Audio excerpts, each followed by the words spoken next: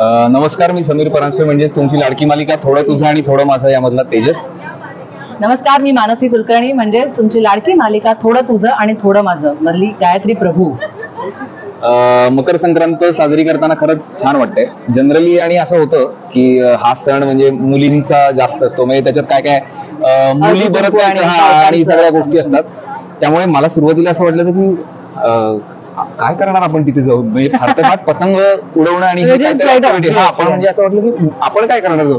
पण इथे आल्यानंतर खूपच कमाल आहे. त्यानिमित्ताने तुम्ही सगळे लोक भेटता, कारण आपण जरी तुम्ही न्यूज करत असता किंवा आमच्या सिरियल बद्दल काही काही गोष्टी तुम्ही पोस्ट करत असता, पण प्रत्यक्ष भेट अशी होत नाही.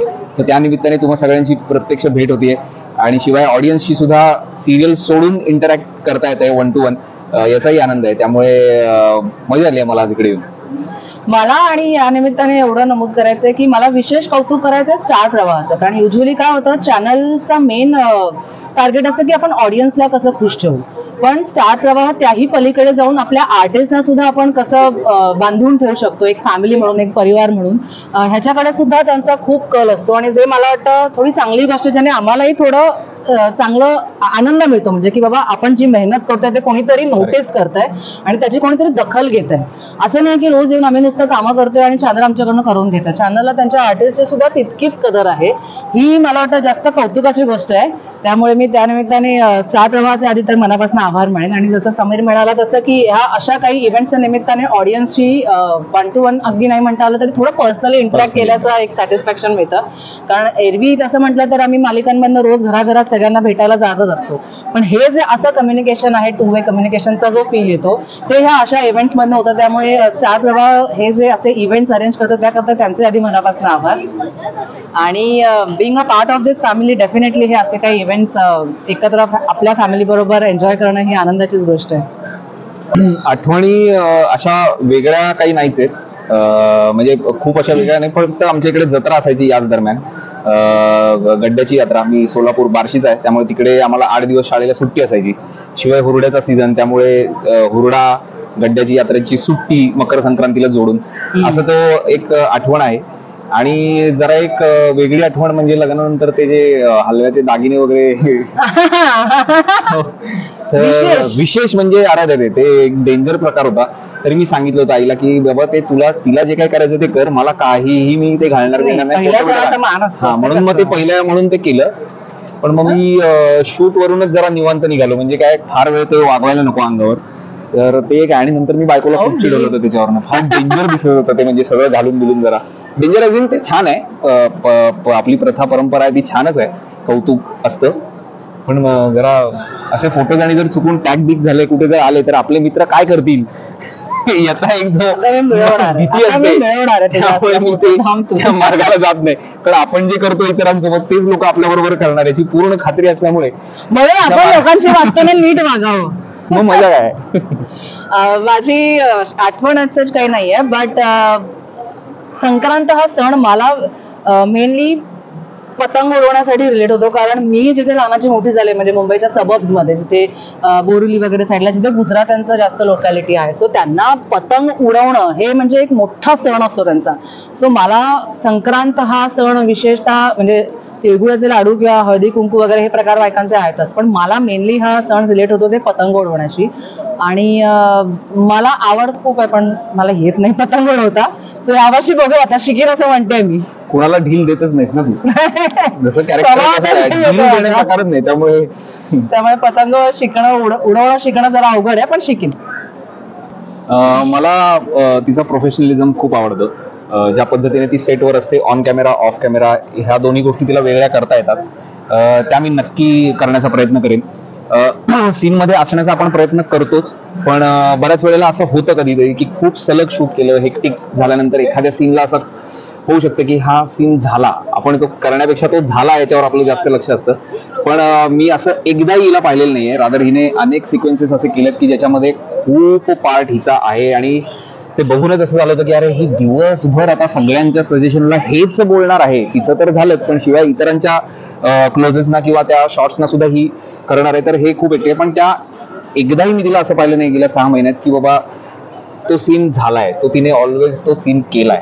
त्यामुळे हे मी कधी जर मला पुढे झालं असं की मी खूप दमलोय आणि हा सीन जरा आता तर मी तसं करणार नाही. मी त्यावेळेला हिला आठवेन की अरे नाही, हे शिकण्यासारखं याच्याकडून.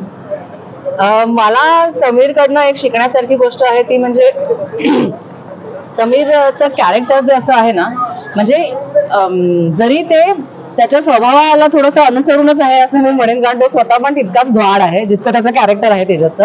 पण कधी कधी काय होतं ना की सीन आपण सिक्वेन्सने आम्ही शूट करत नसतो, त्यामुळे कधीतरी काय होतं की एखादा सीन करत असताना त्याच्या मागे पुढे काय घडलं याची लिंक ना कदाचित तेव्हा आपल्या डोक्यात नसते.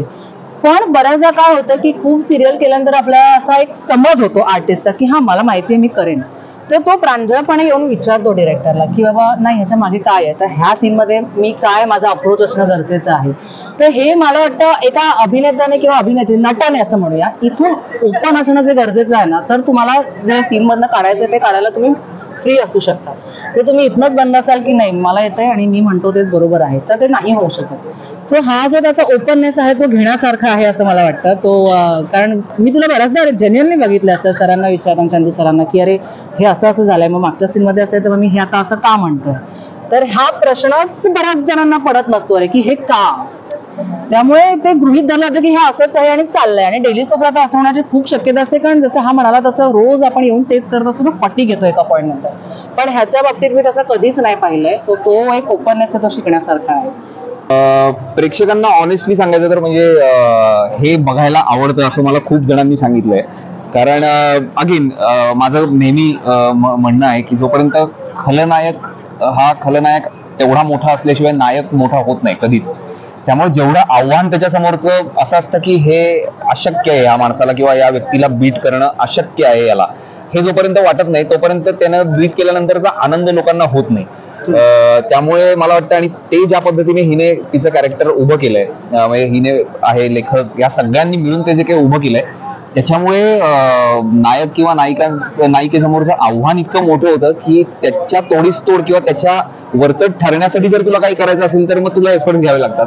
त्यामुळे ते होतं. आणि आमचं मग आणि एक चांगली गोष्ट अशी आहे आम्हा सगळ्यांच्या, म्हणजे सगळेच कलाकार आमचे जेव्हा सीन होतो त्यावेळेला आम्ही एकमेकांना सजेस्टही करतो. म्हणजे ते असं नाही की हे लाईन झालं ते तुझं तू घे, तुझं तू झालं आणि सीन झाला, असं होत नाही. की मजा येण्यासाठी, म्हणजे आता जर हे माहितीये की या सीन मध्ये हिला माझ्यावरती हावी व्हायचंय तर आम्ही ओपनली कुठे वाटलं तर सजेस्ट करू शकतो की तू असं बोलू शकतेस, किंवा ही सुद्धा मला सजेस्ट करते की तू ह्याच्यावर हे कर. म्हणजे ते काय म्हणतो आपण कुरघोडी एकमेकांवरती की कारण तीच मजा आहे शेवटी. त्यामुळे त्या पद्धतीने सीन्स होतात, त्यामुळे आम्हाला करायला मजा येतेच आणि कदाचित आम्हाला मजा येते करताना, त्यामुळे ऑडियन्सलाही तेवढंच एन्जॉय करतात. मला पण असं 1-on-1 कधी कोणाकडनं असं हे नाही आलंय, बट आपल्या पोस्टवर ज्या कमेंट्स येतात ना त्याच्यातनं हे डेफिनेटली आमच्यापर्यंत पोहोचलंय की आमच्यातली जी ठसन आहे ना ती लोकांना बघायला फार आवडते. आणि मला या निमित्ताने लोकांना हे सांगायचं आहे की तुम्हाला बघायला जेवढी मजा येते ना तेवढीच आम्हाला करताना सुद्धा मजा येते. समोरचा ऍक्टर जर तेवढाच ताकदीचा आणि तेवढाच स्वतःचे पण इनपुट्स टाकणारा असेल ना तर मग ऑटोमॅटिकली तो सीन एक वेगळ्या लेवलला जातो. आणि मग जे आम्ही 100% आमचं देतो ना ते तेवढंच लोकांना पण पसंत पडतं, याचा जास्ती आनंद होतो. शुभेच्छा तर आहेतच आमच्या सगळ्या स्टार प्रवाह परिवाराकडून सगळ्या रसिक प्रेक्षकांना शुभेच्छा आहेत आणि तुमचे आशीर्वाद आमच्या पाठीशी असंच कायम ठेवा. आम्ही जास्तीत जास्त तुम्हाला एंटरटेन करत राहण्याचा पुढच्या वर्षात प्रयत्न करू.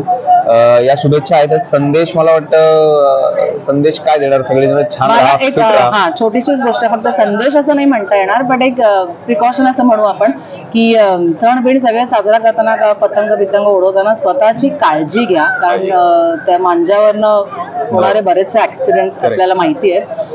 लहान मुलं, पक्षी, प्राणी यांना सुद्धा त्याचा खूप त्रास होतो. थोडं अवेअर राहा, बाकी काही नाही.